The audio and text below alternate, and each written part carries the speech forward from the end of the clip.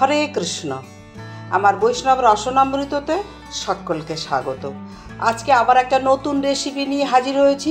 আজকের বানাবো সয়াবিন আলু ছানা দিয়ে পাঁপড়ের অমলেট কারি। আমার ভিডিওটা প্রথম থেকে শেষ পর্যন্ত দেখতে থাকুন, আশা করছি ভালো লাগবে। ভালো লাগলে অবশ্যই লাইক করবেন, কমেন্ট করবেন এবং আমার চ্যানেলটিকে সাবস্ক্রাইব করার বিশেষ অনুরোধ রইল। তাহলে এখন আমি রান্না শুরু করে দিই। গ্যাসের উপর একটা বাটি করে জল চাপিয়ে দিয়েছি। এক মুঠো সয়াবিন জলের মধ্যে দিয়ে দিলাম। এটা মিনিট 3 সময় ধরে খুব ভালো করে সেদ্ধ করে নেব।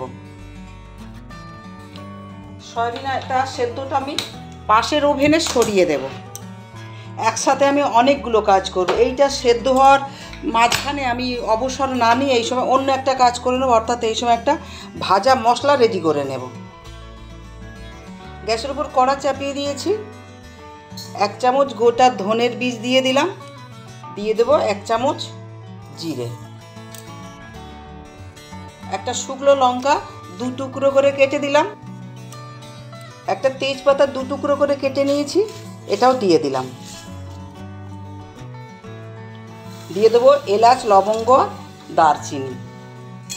এটা বেশ মচমচে করে ভেজে নেব যাতে গুঁড়ো করতে সুবিধা হয়। একটা ভাজা মশলাটা আমি প্রথমে বানিয়ে নেব। গ্যাসের হিট একদম কম ছিল, সামান্য একটু বাড়িয়ে দিচ্ছি। প্রয়োজন অনুযায়ী বাড়াবেন বা কমাবেন।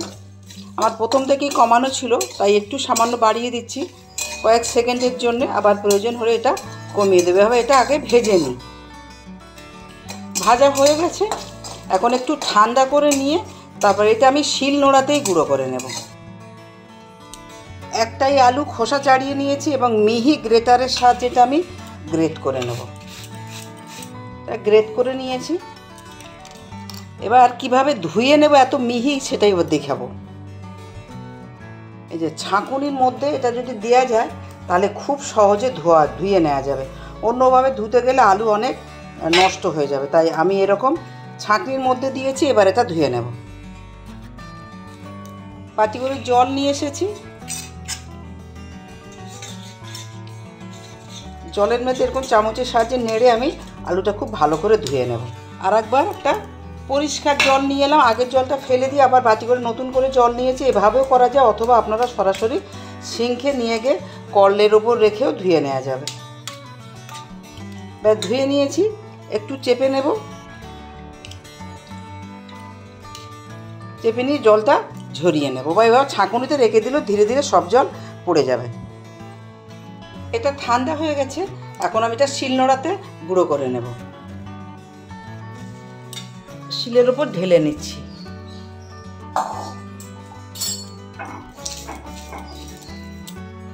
আর একবার একটু পিষে নেব বা গুঁড়ো করে নেব। খুব মিহি করার দরকার হয় না, তবে 2 বার পিষে নেব আমি।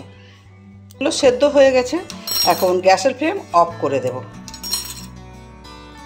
সয়াবিনগুলো তুলে নিয়ে এবার ঠান্ডা জলের মধ্যে দেব। ঠান্ডা জলেও খুব ভালো করে ধুয়ে নেব, কেননা সয়াবিনের একটা গন্ধ থাকে, সেই গন্ধটা একদম থাকবে না যদি কিনা একটু সেদ্ধ করে নিয়ে আবার ঠান্ডা জলে এরকম ভালো করে ধুয়ে নেব।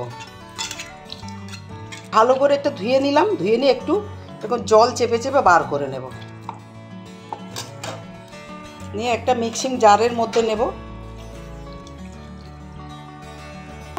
হালকা খুব সামান্য একটু গুঁড়ো করে নেব। এরকম করে নিয়েছি। এখন গ্যাসের কাছে আবার চলে যাব। গ্যাসের উপর কড়া চাপিয়ে দিয়েছি। কড়াটা একটু ভালো করে গরম করে নেব। প্রথমে কড়া গরম করে নিয়েছি। এবারে সাদা তেল অর্থাৎ বাদাম তেলটা দিয়ে দিলাম। একটা পুর বানিয়ে নিতে হবে। তেলটা কড়ার চারধারে লাগিয়ে দিচ্ছি। তেলটা গরমও করে নিচ্ছি এবং কড়ার চারধারে লাগিয়েও নিচ্ছি। এখন দিয়ে দেব হিং, সামান্য হিং দিয়ে দেব।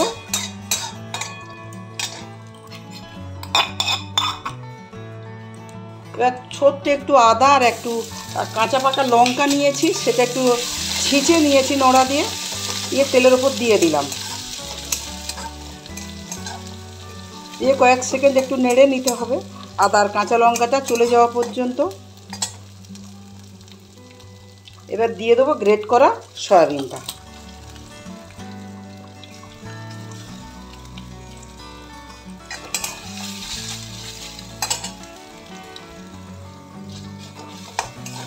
গ্রেট করা সয়াবিনটা দিয়ে একটু নেড়ে নিচ্ছি।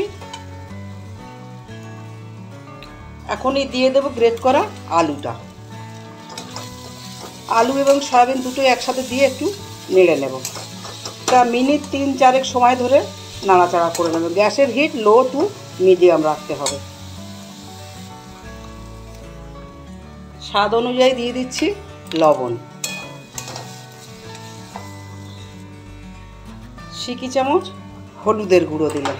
যেগুলো কড়াইয়ে হালকা হালকা লেগে যাচ্ছে সেগুলো প্রথম থেকেই খুন্তি দিয়ে এরকম তুলে দিতে হবে, নইলে এগুলো যদি কড়াই বেশিক্ষণ থাকে তাহলে এটা কালো হয়ে যেতে পারে। তাই প্রথম থেকেই এটা এরকম নাড়াচাড়া করে দেবো। এখন দিয়ে দেব অল্প একটু যে ছানা রেখেছিলাম সেই ছানাটা দিয়ে দেব। এই ছানা দিলে ভীষণ ভালো টেস্ট হয় গুড়ের, অতএব একটু চেষ্টা করবেন ছানা দিতে। না থাকলে অবশ্যই এটা পনির দেবেন, তবে আমি দেখেছি ছানার টেস্ট বেশি ভালো হয়, তাই আমি একটু ছানা কাটিয়ে নিলাম, ছানাটা দিলাম। এখনই দিয়ে দেব সামান্য মিষ্টি, খুব অল্প একটু চিনি দিয়ে দিলাম। চিনি দিয়ে এই ছানা দিয়ে মিনিট 1.5 সময় এরকম লো হিটে এটা খুব ভালো করে মিশিয়ে নেব এবং ভেজেও নেব। দুটো কাজ একসাথে হবে। প্রায় হয়ে গেছে পুরটা। সব শেষে ভাজা মশলাটা দেবো, সবটা দেবো না, সামান্য একটু রেখে দেব। দিয়ে ভাজা মশলাটা দিয়ে মিশিয়ে দিয়েই গ্যাসের ফ্লেম অফ করে দেবো। অফ করে দিয়েই মেশাবো, কারণ ভাজা মশলা দিয়ে আর গ্যাসের হিট জেলে রাখার কোনো দরকার নেই। এই নিভিয়ে দিয়েই এই অবস্থায় মিশিয়ে দেব। পুরটা রেডি হয়ে গেছে। এখন কড়ার মধ্যেই রেখে দেব। পুরটা একটু ঠান্ডা হোক, ততক্ষণে আমি বাকি কাজগুলো করে নিই। মিক্সিং জারটা নিয়ে নিলাম। একটা ছোট টমেটো এরকম ছোট করে কেটে নিয়েছি, আর একটা পাকা লঙ্কা প্রথমে এটা দিয়ে দিলাম। ছোট্ট একটু আদা আরও ছোট করে কেটে নিয়েছি, সেটা দিয়ে দিলাম। দুটো কাজু দিয়ে দিলাম। হাফ চামচ কাশ্মীরি লঙ্কার গুঁড়ো, ধনের গুঁড়ো হাফ চামচ, হলুদ গুঁড়ো দিচ্ছি হাফ চামচ, 1 চামচ টক দই দিয়ে দিলাম। দিয়ে দিলাম সামান্য জল, দিয়ে একটা মিহি পেস্ট বানিয়ে। এবার একটা গামলায় করে অল্প জল নিয়েছি। এই যে পাঁপড়গুলো আমি একটু শুধু কয়েক সেকেন্ডের জন্যে দেখুন ধুয়ে নিলাম। ধুয়ে একটা প্লেটের উপর রাখছি। আমার যে কটা প্রয়োজন আমি সেই কটাই নিয়ে নেব। কয়েক সেকেন্ড, 20 থেকে 30 সেকেন্ড এরকম ভিজিয়ে নেবেন। তারপর এগুলো জল থেকে একে একে তুলে নেব। সবগুলো পাঁপড় আমি জলের উপর দিয়ে একটু ধুয়ে নিয়েছি। এবার সরিয়ে রাখছি। অন্য একটা ট্রে নিচ্ছি। একটা পাঁপড় পেতে নেব ট্রের উপর। তার আগে দেখি যে এই পুরটা ঠান্ডা হয়ে গেছে। যেহেতু আমি 5টা পাঁপড় নিয়েছি, তো 5 ভাগে পুরটাও আমি ভাগ করে নেব প্রথমে। তাহলে সুবিধা হবে কি, প্রত্যেকটা পুরই আমার সমান হবে। 5টা ভাগে ভাগ করে নিয়েছি এবং এগুলো একটু চ্যাপটা বড়ার মতো তৈরি করে নেব, তাহলে আমার পুরগুলো দিতে সুবিধা হবে।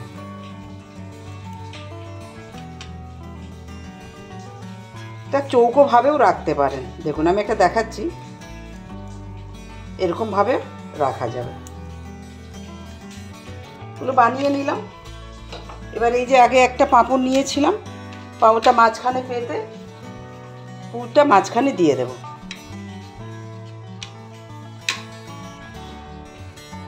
ভাঁজ করে দিচ্ছি। যদি দরকার হয় একটু জল লাগিয়ে দেব।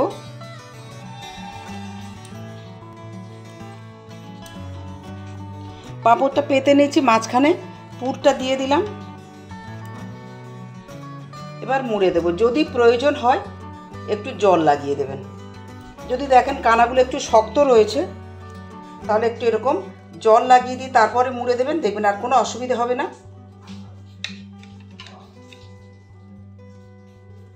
এবং যে দিকটা ভাঁজ করেছি সেদিকটা এরকম তলায় রেখে দিতে হবে। আমি আর একটা বানিয়েছি, এরকম যদি রেখে দেন তাহলে কিন্তু অটোমেটিকভাবে এটা চাপ খেয়ে এবং ভিজে আছে এটা বসে যাবে। আমি আর একটা দেখাচ্ছি, দেখুন এরকম নিলাম, পুরটা মাঝখানে বসাবো, দুদিক ভাঁজ করে দেবো। কানার দিকটা একটু মোটা থাকে, তাই দরকার হলে একটু জল লাগিয়ে দেবেন যাতে কানাটা খুব সহজেই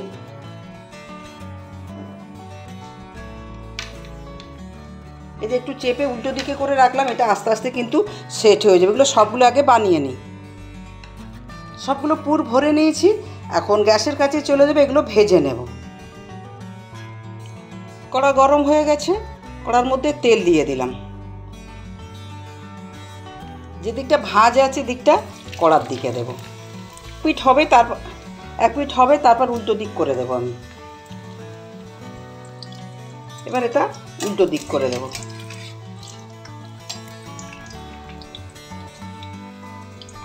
এবার এপিঠ ওপিঠ দুপিঠ করে এটা ভেজে নিচ্ছি। দুপিঠ ভাজা হয়ে গেছে, এবার এটা তুলে নেব। সেম ভাবে একই রকম ভাবে বাকিগুলো ভেজে নেব।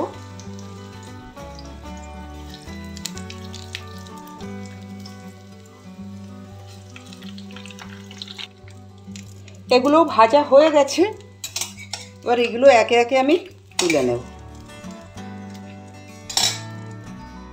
প্লেটের উপর সবগুলো ভেজে নিয়েছি।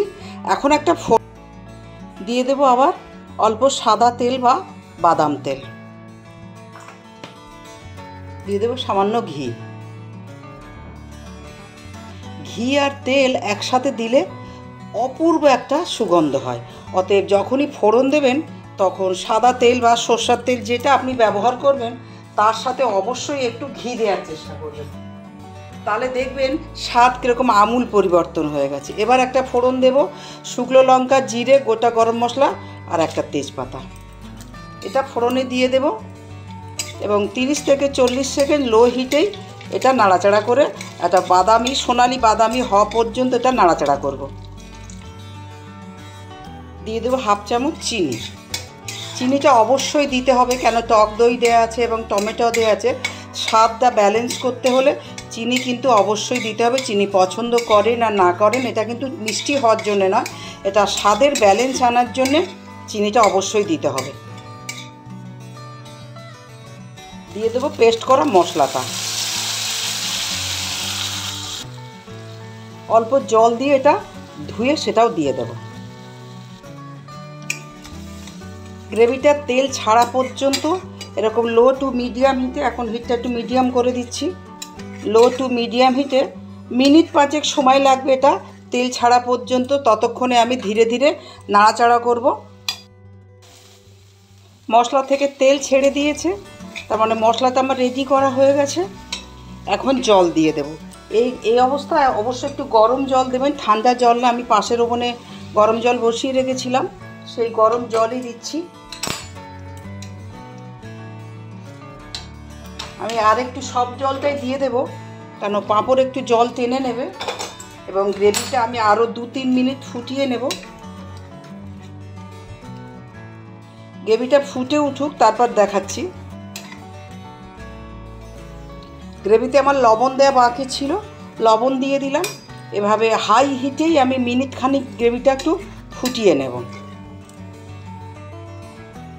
গ্রেভিটা রেডি হয়ে গেছে। এখন পুর ভরা পাঁপড়ের অমলেটগুলো দিয়ে দেব।